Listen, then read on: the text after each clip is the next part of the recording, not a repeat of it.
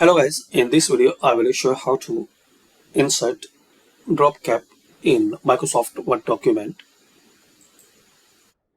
So click on insert and here is the option drop cap. Add a drop cap. Create a large capital letter at the beginning of a paragraph. Once you click on this drop down, you will see some options like dropped or in margin. There are some more options.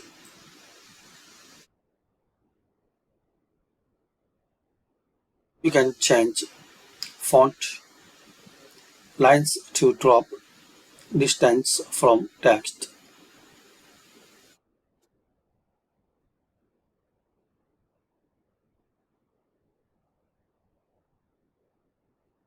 Like this.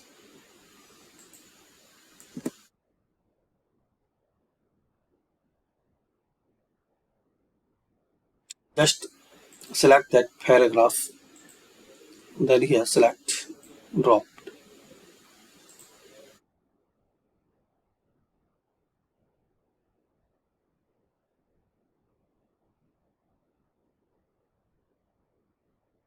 This is the example for in margin.